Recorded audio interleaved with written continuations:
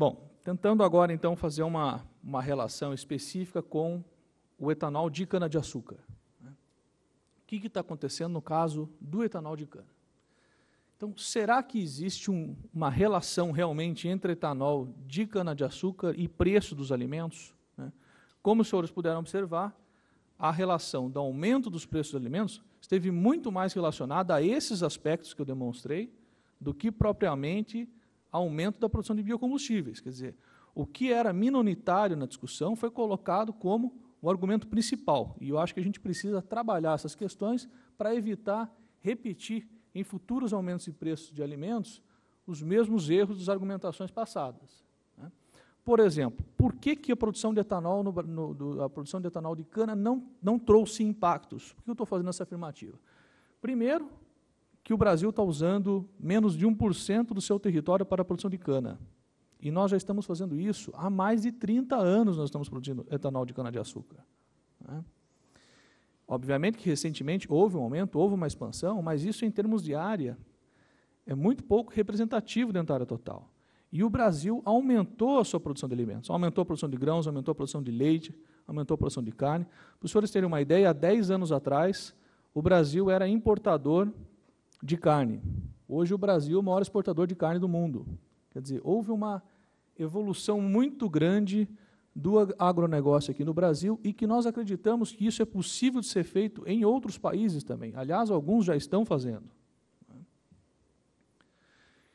Então, a área com cana-de-açúcar, a área de expansão da cana-de-açúcar, ela tem ocorrido principalmente em áreas de pastagens, mais da ordem de 60% a 70% da área de expansão no Brasil de cana ocorreu em áreas de pastagens, sendo que as áreas de pastagens são 20 vezes maior do que a área com cana.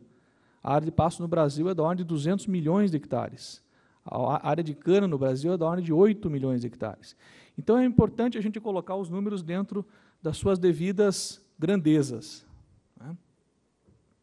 Okay. Bom, e nós observamos que houve um aumento da produção de carne e leite. Isso porque a gente está usando mais tecnologia no campo. Estamos aumentando a concentração, o índice, a unidade animal por hectare, né? Isso está aumentando. No Brasil é da ordem de 1 animal por hectare a média. A gente pode aumentar isso para 1,3, 1,5, sem grandes dificuldades. Né? Então, com isso, com esse aumento da produtividade na pecuária, nós podemos ter mais áreas para a expansão de alimentos e mais áreas para a expansão de biocombustíveis também, sem ter que abrir novas áreas ou derrubar floresta ou coisa dessa natureza. Né? Bom, nós observamos também que tanto o açúcar quanto o etanol tiveram preços baixos na recente crise de alimentos. Quer dizer, se realmente o etanol estava impactando, então, o etanol de cana nos preços dos alimentos, no mínimo você teria que ter um aumento do preço do açúcar, por exemplo. Né? Nem isso aconteceu. Né? Bom, e outro aspecto importante é que a produção de grãos aqui no Brasil teve um aumento da ordem de 9% ao ano nos últimos 10 anos. Né? Bom, esse gráfico, eu acho que ele representa bem um pouco da evolução do uso da terra aqui no Brasil e da produção de alimentos. Né? Esse gráfico ele reúne 3 importantes informações. A produção de grãos, aqui eu estou falando somente de grãos, tá? E está incluído algodão aqui também, além dos tradicionais. Bom, e nós temos aqui a área plantada com grãos no Brasil, né? E aí a relação entre produção e área plantada, eu tenho a relação da produtividade. Né? Então, os senhores reparem que o Brasil ele tem 850 milhões de hectares, dessa ordem, 851 milhões de hectares é o território brasileiro. Nós estamos falando de uma área plantada para grãos de 47 milhões de hectares. Né? Bom, e uma produção de grãos, agora caiu um pouco, está na ordem de 135 milhões de toneladas, mas uma produção de grãos que tem crescido muito nos últimos anos. Mas o aumento da área não aumentou de forma significativa, ou seja, o aumento da área aumentou 1,3%, o aumento da produção de grãos aumentou 8,5%. Ou seja, nós tivemos um aumento de produtividade, que é o que explica essa relação, de 5,4% ao ano. Isso é um aumento muito grande. E por quê? É fácil de se observar, né? A região, por exemplo, do Cerrado brasileiro, indo até Brasília, né? Essa região de Goiás, né? A exploração básica era pecuária e de explorar de uma forma muito ainda rudimentar, né? Houve aumento da produtividade de carne e leite nessas áreas, uma substituição de muito pasto por soja, por outras culturas, com muita tecnologia, com genética, com melhoramento vegetal, com melhoramento animal, etc., que impulsionaram, então, esse aumento da produtividade.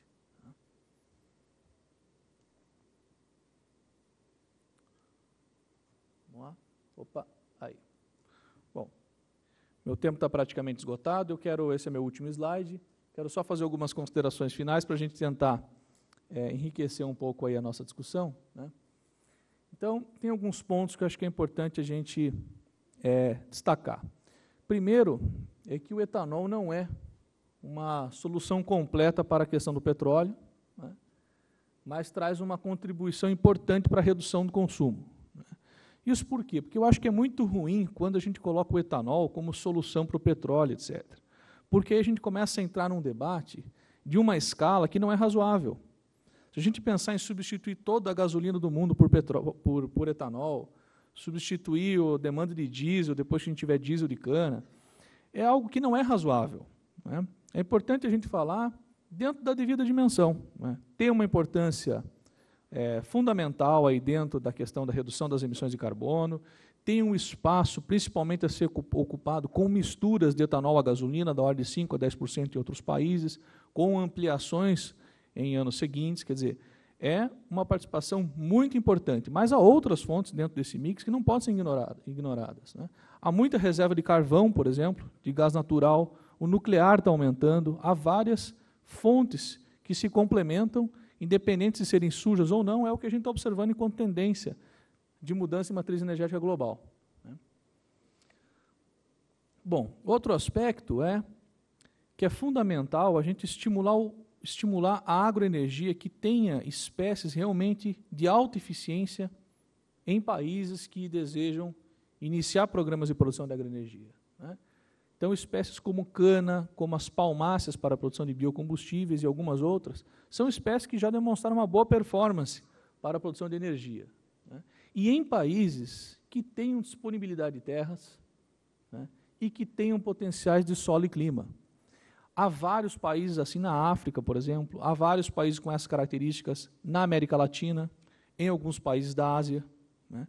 Vamos tentar trabalhar nesses países e aumentar a produção de biocombustíveis, e não em áreas com alta eficiência de produção de alimentos, por exemplo. É uma questão de planejamento, né? Bom, o uso de ferramentas, por exemplo, como o zoneamento agroecológico, né, ou seja, identificar as áreas potenciais, as áreas onde nós queremos a expansão de biocombustíveis e as áreas onde nós não queremos a produção de biocombustível. Isso é importante para, justamente, o poder público conseguir orientar a expansão desse segmento dentro do seu país e evitar reduzir ao máximo o impacto com relação à produção de alimentos. Outro aspecto é que as futuras gerações de biocombustíveis, elas reduzirão essa pressão por área, né? Na medida em que eu consigo, por exemplo, aumentar de 8 mil litros de etanol por hectare para 14 mil litros de etanol por hectare, ou para 15 mil litros de etanol por hectare, ora, eu estou simplesmente reduzindo quase pela metade a necessidade diária para a produção da mesma quantidade de álcool, né? E, por fim, eu quero até fazer uma provocação, né, no bom sentido, à FAO, ao Banco Mundial, aos organismos da ONU, etc., da importância da gente ter um programa mais agressivo de transferência de tecnologia agrícola para países em desenvolvimento, né? Se nós queremos aumentar a produção de alimentos, ora, vamos ajudar esses países da faixa tropical, a desenvolverem melhor sua agricultura. Esses países, como o país da América Latina, países africanos, têm uma vocação agrícola muito forte, mas nós temos que melhorar as condições de produção nesses países, facilitar a transferência de tecnologia, a disponibilidade de recursos, etc., que é muito mais importante do que ajudas humanitárias que são emergenciais. Quer dizer, vamos tentar pensar em medidas estruturantes para esses países, E a agroenergia traz um papel, traz uma contribuição extremamente relevante para países que têm uma demanda energética crescente. A grande maioria são importadores de energia, né? E traz consigo a questão da indústria estar no meio rural. Por exemplo, observa a questão da Nigéria, só a título de exemplo. Um dos maiores produtores de petróleo do mundo, mas não tem capacidade de refino. No caso do etanol, a indústria tem que estar ao lado da produção. Isso por quê? Porque não tem como exportar cana-de-açúcar in natura, você tem que processar ela logo. Okay. Então, essa contribuição faz com que você facilite a fixação do homem no campo, o desenvolvimento do interior desses países, né? E evita também o êxodo rural. Basta a gente ver o que acontece quando a gente tem uma migração muito grande das populações do interior para as zonas rurais.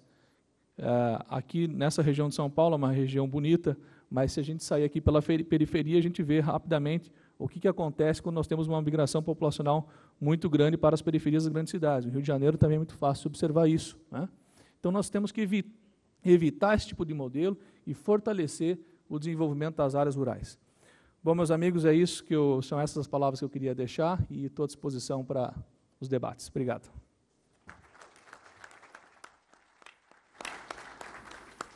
Eu queria agradecer ao Alexandre pelas reflexões, as estatísticas macroeconômicas, as indicações sobre os principais vetores que têm acarretado no aumento no preço dos alimentos e a relação com os biocombustíveis.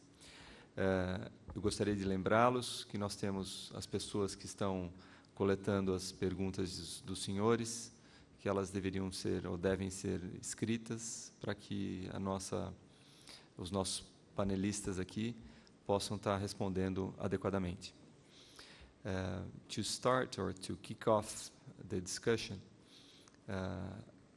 I think we had a very interesting and a huge amount of information on the issue, on the dogma, on the debate of the food versus fuel.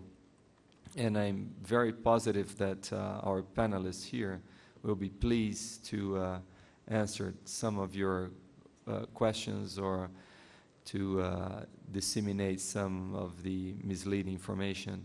And maybe to start predicting future trends or to look at how can we grow, how can we continue to keep the trend that we are seeing now in terms of the expansion of food production vis-a-vis the future population growth, and can we keep it in the same pace, and what might be the models that we could use to keep it in the same levels that we were before, with minimum impacts on food availability and food prices.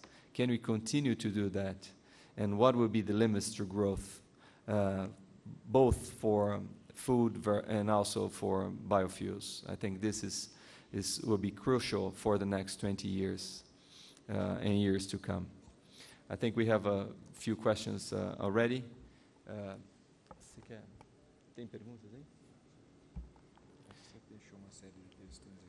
So before maybe I get from the audience some of these questions, I probably will pass to our colleagues here in the other order from Ron to Fabian and then Perina and Alexandre to come with some of your remarks and thoughts on the questions that I raised to you. Well, I think it's a very good question. Is the mic on? I think if you look at the developing countries around the world, we're going to see a little closer. I think as we go forward and we look at the developing countries around the world,